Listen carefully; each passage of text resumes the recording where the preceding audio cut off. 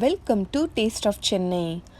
இன்றைக்கி நம்ம ரொம்ப ஸ்பெஷலாக ட்ரெடிஷ்னல் மெத்தடில் எப்படி போட்டி கறி செய்கிறதுன்னு பார்க்கலாம். ரொம்ப சுவையாக இருக்கும். ஸோ மிஸ் பண்ணாமல் வீடியோ ஃபுல்லாக பாருங்கள். ஒரு ஆட்டோட குடல் எடுத்திருக்கேன். இதை நல்லா க்ளீன் பண்ணி வச்சுருக்கேன். இது எப்படி க்ளீன் பண்ணணும்னு சொல்லி நான் வீடியோ போட்டிருக்கேன். வீடியோ பார்க்காதவங்க நான் டிஸ்கிரிப்ஷன் பாக்ஸில் லிங்க் கொடுக்குறேன், தேவைப்பட்டால் பார்த்துக்கோங்க. கடலைப்பருப்பு நான் 2 டேபிள் ஸ்பூன் எடுத்திருக்கேன். அது கொஞ்சம் நேரம் தண்ணியில் ஊற வச்சுருக்கேன். 1/4 கப் அளவுக்கு தேங்காய் பேஸ்ட் அரைச்சி வச்சுருக்கேன். அதுக்கப்புறம் 3 சின்ன சைஸ் கத்திரிக்காய் இந்த மாதிரி கட் பண்ணி வச்சுருக்கேன். 2 வெங்காயம், அதுக்கப்புறம் ஒரு பெரிய சைஸ் தக்காளி கட் பண்ணி வச்சுருக்கேன்.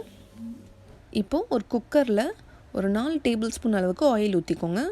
ஆயில் நல்லா சூடானதும் இப்போது வெங்காயத்தை சேர்த்து நல்லா வதக்கிக்கலாம்.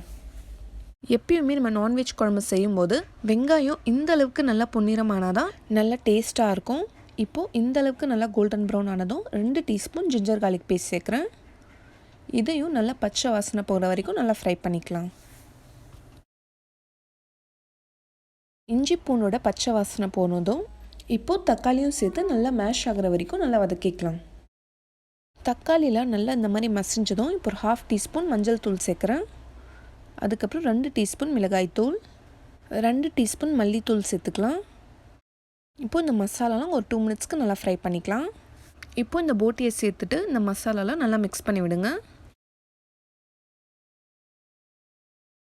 தேவையான அளவு உப்பும் சேர்த்துக்கலாம். இப்போ கடலைப்பருப்பையும் இதில் சேர்த்துக்கலாம். நல்லா மிக்ஸ் பண்ணி விட்டுட்டு இது நல்லா வேகணும். அதனால ஒரு 3 கப் அளவுக்கு தண்ணி சேர்க்குறேன். இப்போ நான் குக்கரை க்ளோஸ் பண்ணிவிட்டு ஒரு 7-8 விசிலுக்கு விடுறேன். சில போட்டி சீக்கிரம் வெந்துடும், ஆனால் சில போட்டி வந்து சீக்கிரமாக வேகாது. நீங்கள் செக் பண்ணிவிட்டு அது வேகலைன்னா நீங்கள் எக்ஸ்ட்ரா விசில் விட்டுக்கலாம். இப்போ ப்ரெஷர்லாம் ரிலீஸ் ஆனதுக்கப்புறம் நான் ஓப்பன் பண்ணுறேன். இப்போ பாருங்கள், போட்டி நல்லா வெந்துருச்சு. இப்போ திரும்ப கேஸ் ஆன் பண்ணிவிட்டு நம்ம கத்திரிக்காய் சேர்த்துக்கலாம். இப்போது அரைச்சி வச்ச தேங்காய் பேஸ்ட்டும் சேர்த்துக்கலாம். இப்போ இதை நல்லா மிக்ஸ் பண்ணி விட்டுட்டு கொஞ்சமாக கொத்தமல்லி தழையும் சேர்த்துக்கலாம். ரொம்ப திக்காக இருக்கிறதால நான் கொஞ்சமாக தண்ணி சேர்க்குறேன். இப்போ திரும்ப நம்ம குக்கர் க்ளோஸ் பண்ணிவிட்டு 2 விசிலுக்கு வேக வைக்கலாம். இப்போது 2 விசிலுக்கு அப்புறம் ஓப்பன் பண்ணுறேன். இப்போ நம்ம அட்டகாசமான போட்டி கறி ரெடி ஆகிடுச்சு. வீடு ஃபுல்லாக செம்ம வாசனையாக இருக்குது. நம்ம போட்ட கடலைப்பருப்பு கத்திரிக்காய்லாம் அந்த போட்டியில் சேர்ந்து டேஸ்ட் வந்து செம்மையாக இருக்கும். ட்ரெடிஷ்னல் மெத்தடில் நம்ம இன்றைக்கி ப்ரிப்பேர் பண்ணியிருக்கோம். டேஸ்ட் ரொம்ப நல்லாயிருக்கும், சான்ஸே இல்லை. இதுக்கு காம்பினேஷன் இட்லி தோசை மட்டும் இல்லைங்க, பரோட்டா அதுக்கப்புறம் ரைஸ் கூடயும் செம்ம சூப்பராக இருக்கும்.